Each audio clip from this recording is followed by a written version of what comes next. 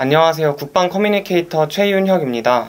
안녕하세요. 한국군사문제연구원의 선임연구원 홍성표입니다. 지난 10월 국군의 날 행사에서 최초로 공개된 무기가 있다고 해서 인터넷 반응이 아주 뜨겁더라고요. 고위력 탄도미사일 현무5가 이때 처음 공개됐는데 크기가 워낙 어마어마하기 때문에 크게 화제됐더라고요. 현장에서 실제로 보셨나요? 네, 저는 광화문 근처 시가행진만 봤는데 그 시가행진에는 현무4만 왔더라고요. 그래서 좀 아쉬웠습니다. 네. 아쉽네요. 근데 여기서 좀 재밌는 일이 있었던 게 이제 방송으로 현무4 미사일이 등장한다고 했을 때 이제 현무를 잘 모르는 일반인들이 연예인 전현무가 왔대 뭐 그런 식으로 술렁이더라고요. 예, 생각보다 현무 미사일이 잘 안 알려져 있는 상황인 것 같아요. 맞습니다. 네, 그래서 오늘은 이 사람들이 잘 모르기도 하고 워낙 강력한 위력을 가진 현무5 미사일에 대해서 알아보려고 합니다. 북한이 우리나라에 대해서 입에 거품 물고 비난하면 우리나라가 잘하고 있는 것이다 이런 말 들어보신 적 있나요? 그렇죠.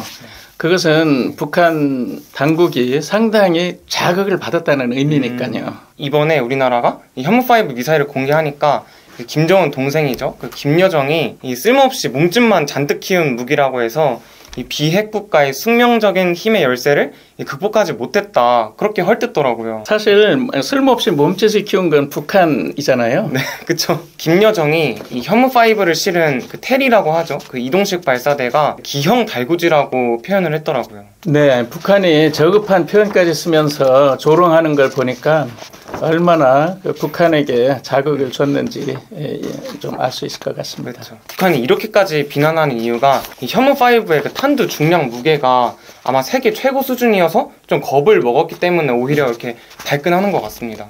이스라엘군이 헤즈볼라 수장을 암살할 때 사용했던 그 무기 탄두가 0.9톤이었거든요. 거기에 비하면 현무5는 한 발에 그것의 10배에 해당하는 그 8내지 9톤 탄두를 보유하고 있으니까요. 보통 사람들이 탄두 무게가 이제 8톤 그 정도 되면 이게 전부 다 폭발물의 무게일 거라고 생각을 하는데 사실은 그게 아니죠. 한 2톤 정도는 이 무게를 채우기 위해서 뭐 금속 물질을 채워놓고 나머지 이제 6톤, 7톤 정도만 실제 폭발물의 무게이지 않습니까? 그렇죠. 우리가 일전에 우주군 얘기를 하면서 신의 지팡이라는 무기를 얘기하지 않았습니까? 네, 저 이제 우주 궤도에서 이제 전봇대 크기의 텅스텐 막대기를 이렇게 지구로 내리꽂으면 이제 그 지구에 엄청난 충격을 주는 그런 무기로 알고 있습니다. 그렇죠. 그래서 이와 비슷하게 하늘 아주 높이 올라가서 탄두가 중력의 힘을 받아서 땅으로 내리꽂힐 때 그 인공 지진을 일으키는 정도의 그러한 위력을 발휘하는 그런 탄도미사일이거든요. 그래서 현무5의 경우에는 지금까지 보도 듣도 못한 탄두 무기를 자랑하니까 그 위력이 상상이 안 가는 거죠. 아마 이 무기를 제일 두려워할 사람은 김정은이라고 생각합니다. 이제 김정은이 숨어있는 벙커가 지하 깊숙한 곳에 숨어있을 텐데 이 현무5 미사일은 이 지하 벙커까지 충분히 파괴할 수 있는 그 위력이라고 생각합니다. 네, 그렇죠. 보통 김정은 벙커는 아파트 30층 높이 땅속으로 들어가 약 100m 이상 그 땅속에 있다고 알려져 있습니다. 현무5는 이것을 다 관통하고 들어가서 벙커를 다 부술 수 있는 그러한 그 위력을 발휘하는 미사일이라고 하겠습니다. 아마 이 미사일이 직접 그 벙커까지 도달하지 못하더라도 그 상부만 파괴해서 그 벙커에서 못 나오게만 만든다면 이제 김정은이 그 안에서 서서히 말라 죽을 것 같습니다. 그렇죠. 직접 타격 안 하더라도 그 폭발할 때의 그 위력, 충격 이런 것들로 인해서 안에 내부 시설들은 다 파괴가 되죠. 그래서 김정은이 숨어있던 벙커가 그 있는 그대로 무덤이 될 수 있는 무기입니다. 북한과 전면전이 벌어진다면 현무5 미사일을 평양에 있는 전략 표적들을 타격할 수 있도록 그렇게 운영할 수 있는 아주 위력적인 무기죠. 방공진지라든지 아니면 미사일 기지, 주석궁 그런 게 될 수 있겠네요. 그렇죠. 예. 현무5 이전 미사일인 현무4부터 그냥 탄도미사일이라고 지칭하지 않고 고위력 탄도미사일이라고 하더라고요. 왜냐하면 현무4의 경우 그 탄두가 2톤이거든요. 근데 네. 통상 1톤 미만의 그 벙커버스터 무기들을 사용을 했습니다. 그런데 현무4 같은 경우 그것의 2배가 넘는 2톤이기 때문에 고위력 그 탄도 미사일이라고 그러죠.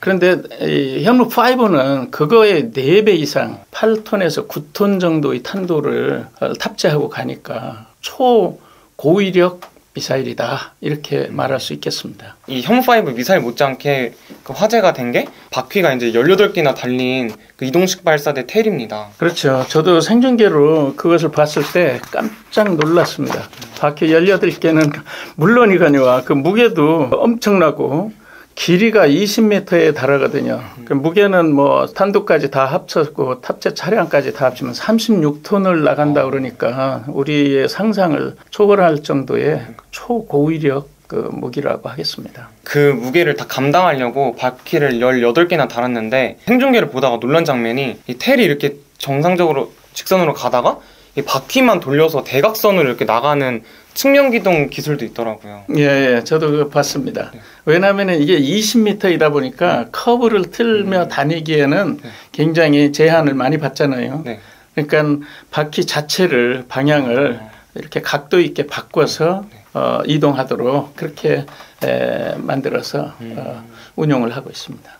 현무5 크기만 보면 다른 나라 ICBM 크기와 비슷해 보이는데 왜 사거리는 300km밖에 안 되나요? 우리 군은 이미 현무2부터 4까지 이제 탄도미사일 거리 사거리가 800km 정도 되는 수준까지는 확보를 했는데 다만 이제 아쉬웠던 게 탄두의 머리라고 할 수 있는 그 탄두 무게가 지금까지는 이 탄두 무게만으로는 평양에 있는 전략 표적을 완벽하게 타격하기에는 좀 부족했습니다.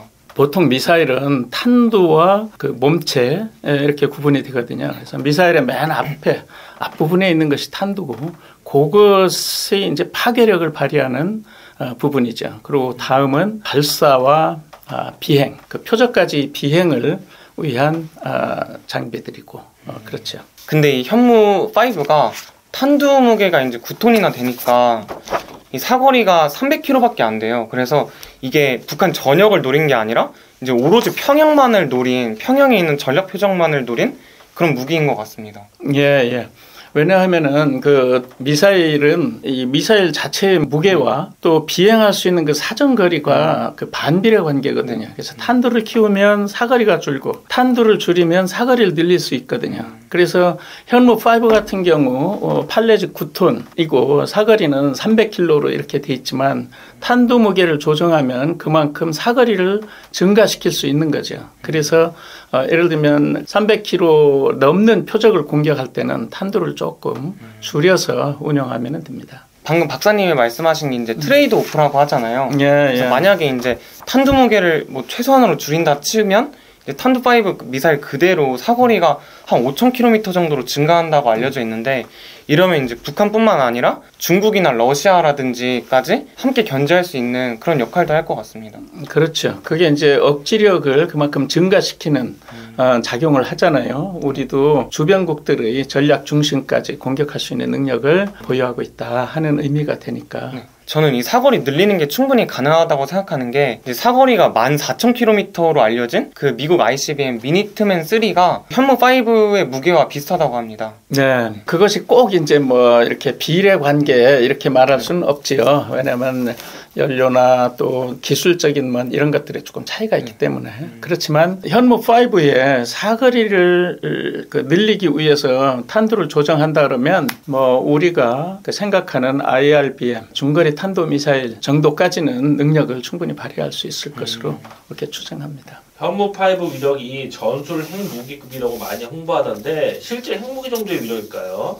그거는 그렇게 받아들이기에는 좀 무리가 있습니다. 왜냐하면 핵무기와 재래식 무기는 엄연한 차이가 있거든요. 미국의 대표적인 핵 벙커버스터인 B-61 같은 경우 그것이 지금 가장 위력적인 핵무기거든요. 우리 자유진영에서 운영하고 있는 국가적이고 가성비 높고 위력적인 그런 핵무기라고요. 근데 현무5가 그 정도 능력을 발휘할 수 있는가 하는 거에 대해서는 조금 이제 부정적이죠. 그거는. 왜냐하면 핵과 재래식 무기 그 위력 차이니까. 박사님이 말씀하신 것처럼 단순 재래식 탄두하고 핵탄두를 1대1로 비교하는 건 진짜 큰 무리가 있다고 생각합니다.